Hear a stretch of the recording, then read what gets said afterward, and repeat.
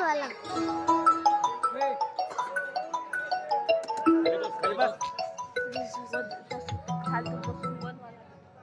Hello, inspector Anil Kadam बोल रहे हैं क्या?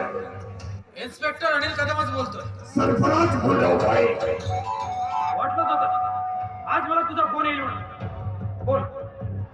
पिछले टाइम अपनी बात हुई थी तो कोर्ट में साक्ष्य देने जाएगा तो साक्ष्य बदली कर देना. आज तू कोर्ट में साक्ष्य देने जा रहा है ना, वो साक्ष्य बदली कर देना. ए, साल्या! धमकी कोणाला देतोयस? हे बघ, मी एक कर्तव्यनिष्ठ पोलीस अधिकारी आहे आणि तुझ्यासारख्या भिकाऱ्यांच्या भिकार धमक्यांना घाबरणारा मला हा इन्स्पेक्टर अनिल कदम. तुला मी चांगलाच ओळखून आहे. तुझे सगळे काळे धंदे मला माहिती आहेत. अरे कित्येक बेटाच्या जमिनी तू घशात घातल्यास आणि त्यासाठी तू केलेल्या खुनांचा माझा तपास सुरूच आहे. सरकारने मला ही जी वर्दी दिली आहे ना, हे तुझ्यासारख्या हरामखोरांना वाटणीवर आणण्यासाठीच. लोडेड पिस्टल घेऊन फिरतो इन्स्पेक्टर अनिल कदम. याद राख हळव्या, ज्या दिवशी हाती लागशील ना साल्या, त्या दिवशी तुझा एन्काउंटर फिक्स. ज्यादा बात मत कर. जहाँ मिलेगा ना वही छोड़ डालूंगा सारे. अरे तो तेरी बदली गढ़चिरौली जिले में लाहेर में कर दूंगा. चल बे चल, हवाईले चल. अबे तुझ्यासारखे 56 बघितलेत मी. सरफराज, तुझी कुंडली मी आधीच काढून ठेवली आहे, कारण तुझ्या 100 गुन्ह्यांचा हिशोब आहे माझ्याकडे. आता तुला काय वाकडं करायचं ना, तू कस आहे तर फोन ठेव. चला स्वतःला समजतो काय? ही वर्दी का मी उगाच घालून फिरतोय? सरकारने मला ही जी पिस्तूल दिली आहे ना, यात एकूण 6 गोळ्या आहेत. यापैकी 5 गोळ्या तुझ्यासारख्या हरामखोरांना वाटणीवर आणण्यासाठी आणि यातली शेवटची 6वी गोळी मी स्वतःसाठी राखीव ठेवली. होय, स्वतःसाठीच. कारण ज्या दिवशी मी माझ्या कर्तव्याला चुकलो ना, त्या दिवशी यातली शेवटची 6वी गोळी माझा प्राण घेईल.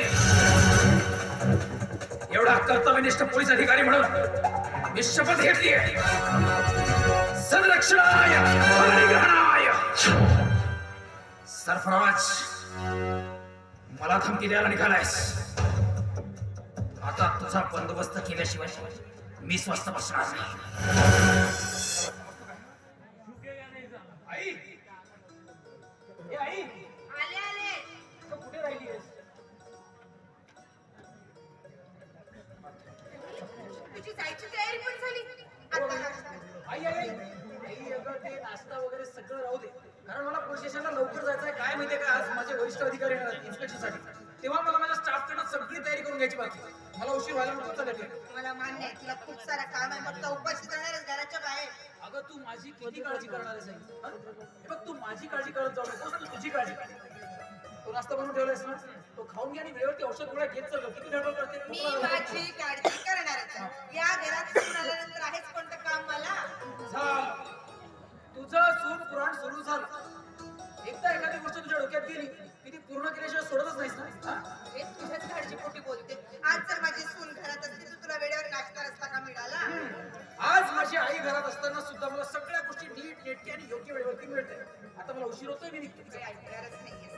काहीतरी खाऊन घेशी, उपाशी राहू नको. आणि सायंकाळी वेळेवर जेवायला ये म्हणजे झालं. रात्री डिनर सोबतच करूया. चालेल? चल बाय बाबा. माझा मुलगा नुसतं ड्युटी आणि ड्युटी. खाण्या पिण्याकडे ते या मुलाचं दुर्लक्ष.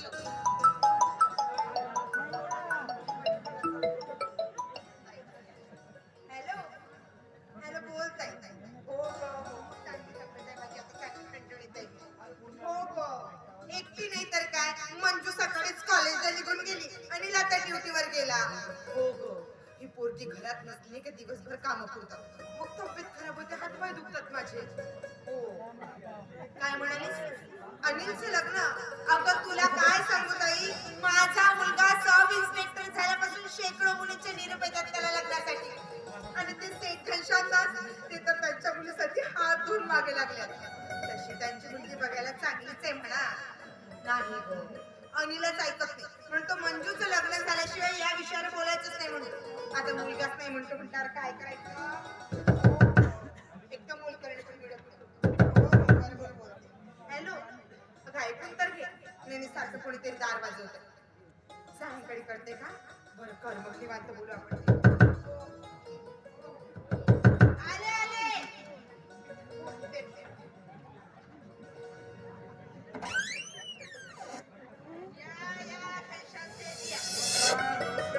नमस्कार नमस्कार. बरेच दिवसांनी येणं केलं. हो काय नाही, या बाजूने चाललो होतो, म्हटलं वाटेत तुमचं घर दिसलं, 2 मिनिटाचं काम होतं, तेवढं बोलावं आणि पटकन निघा. चांगलं केलं तुम्ही आला.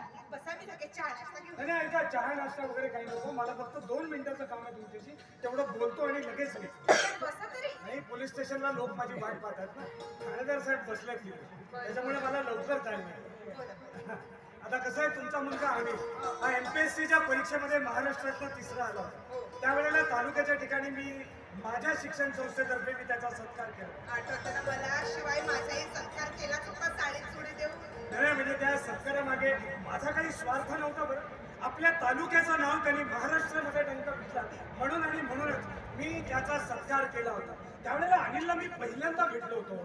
काय सांगता? अहो, काय त्याचे गुण, काय त्याचे परिश्रम, त्याचे चित्त, त्याची चिकाटी, हे सगळे चांगले गुण पाहून मी तेव्हापासून तुम्हाला विनंती करतोय की माझ्या मुलीला तुमच्या घरची सून करून घ्या म्हणून. तेव्हापासून माझाही नकार नाहीच आहे. वा. पण आमचा अनिल म्हणतो की मंजूचं म्हणजे त्याच्या लहान बहिणीचं लग्न झाल्याशिवाय या विषयावर बोलायचं नाही. सांगा आता मी काय करायचं? नाही, बरोबर आहे. लहान बहिणीची जबाबदारी खांद्यावर असताना कोण कसं पुढचं पाऊल उचलेल नाही का? पण हरकत नाही, ती जबाबदारी घ्यायला हा घनश्याम सेठ तयार आहे. मी समजले नाही. म्हणजे तुमच्या मंजूसाठी मी मुलगा पाहिला. अच्छा. नाव निलेश, वय वर्ष 27, उंच आहे, गोरा पान आहे. तुम्ही अगदी पाहिल्या त्याला पसंत करा. आणि शिवाय तो माझ्या शिक्षण संस्थेमध्ये क्लर्क या पदावर परमनंट आहे.